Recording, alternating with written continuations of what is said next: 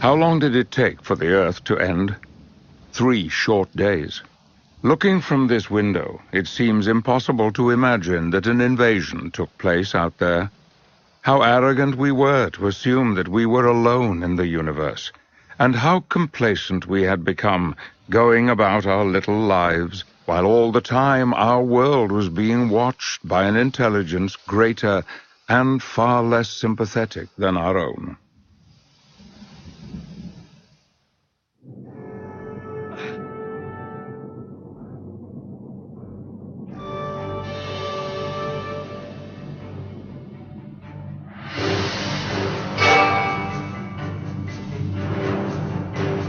To the inhabitants of Mars, we must have looked like germs under a microscope. But we were so blinded by our vanity that we could not imagine the possibility of invasion. It started on May the 23rd, 1953. The date has become as important to us all as 1066 or 1939. After 3 short days, on the afternoon of May the 26th, we realized the terrible truth. For it was on that afternoon that we became finally aware of the uncertainty of humankind's survival.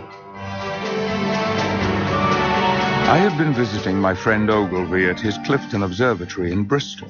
I had seen with my own eyes the pinpoints of light that burst out of Mars, the red planet, heading for Earth, as if shot by great guns. They came to us like falling stars, these cylinders, and when they landed, each one opened. BBC radio broadcasts told us that the nation was in a state of panic, but information was scarce, and rumors could not be believed. Who then were we to trust? Who could we turn to for help? How could we fight an enemy we could not even imagine? Only one fact was undisputed. We were under attack. Not from another nation as in times gone past, but from some far greater, more malevolent power. Their center was in London, where I was heading.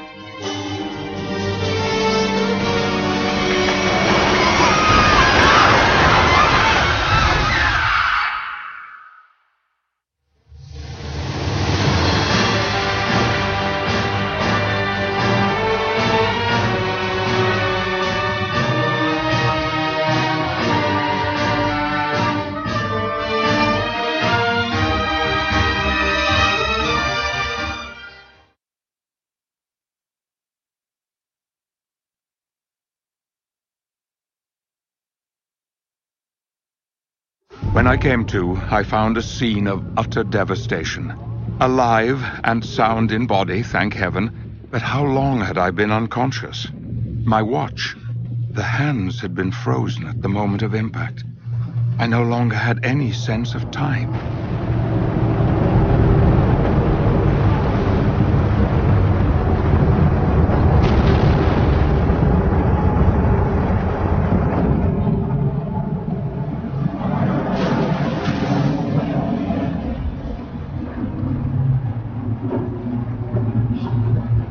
I knew the city's population would be trying to escape to the countryside, but my brother Ben and my fiancée Emily were here in London, trapped at the heart of the conflict, and I had to find my loved ones.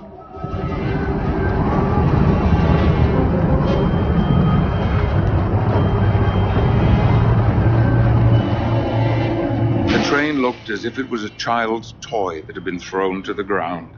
The carriages were twisted and crushed on each other, passengers screaming behind the melted windows, but there was no one to release them.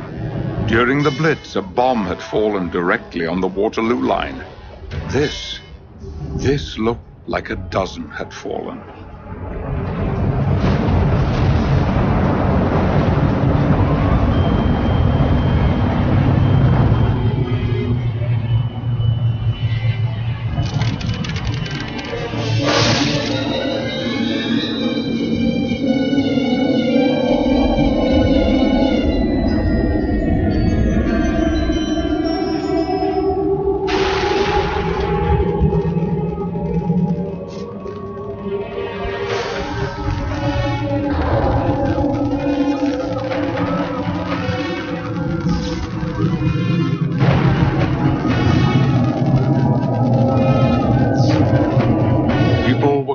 for help, desperate for a doctor, a leader, someone who could save them.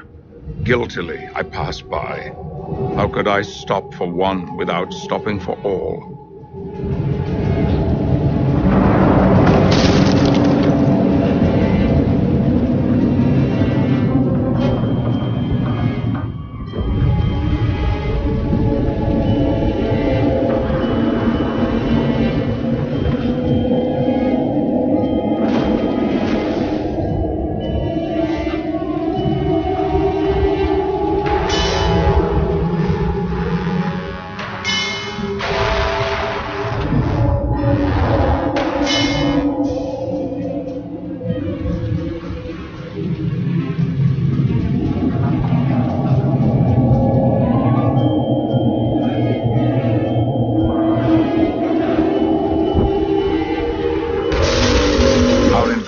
Seemed as tall as Bankside Power Station, fueling an engine more destructive than anything I could imagine.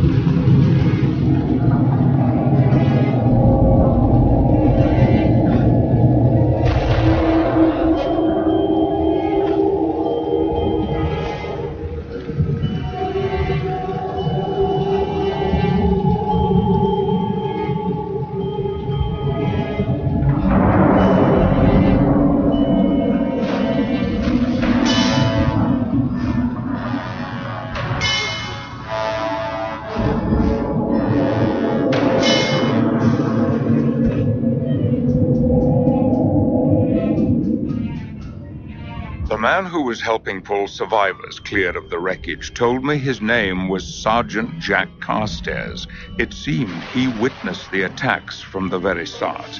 A career soldier, decent, tough, and I imagined more than a little bull-headed. His senior officers were encamped on Primrose Hill to the north of the city, a military vantage point from which they could oversee operations. But his platoon, indeed all the new recruits, were being directed toward the open fields of Hyde Park, where the fighting was at its thickest. This was where I needed to go if I was to find my younger brother.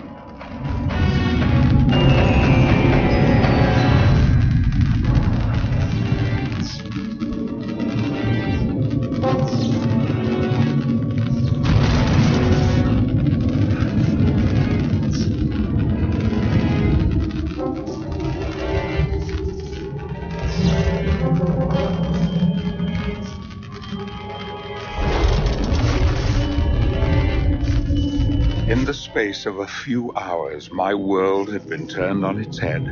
Already I had witnessed things that would stay with me forever.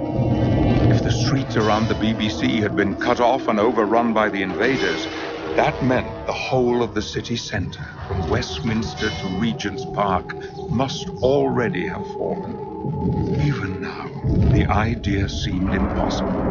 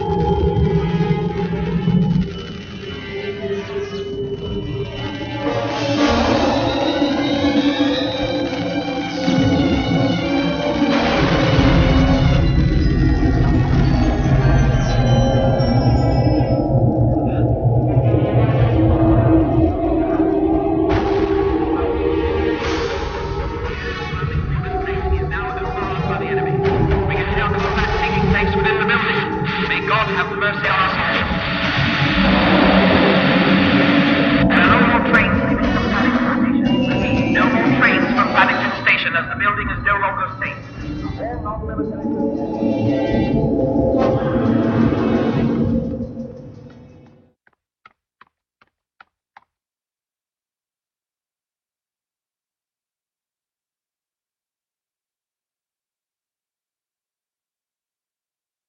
The army was desperately calling for able-bodied volunteers. My brother, Ben, was just 16 and filled with the hot-headedness of youth.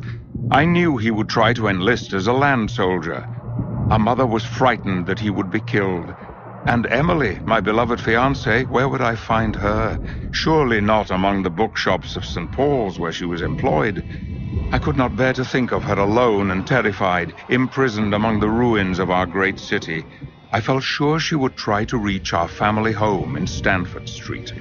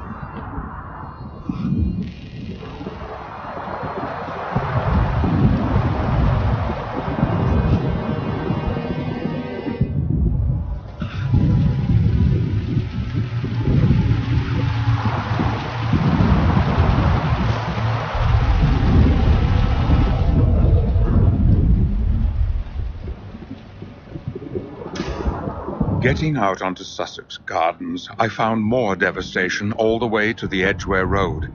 Out here I was vulnerable and exposed. I could see a thick pall of smoke rising from the tube station at Lancaster Gate.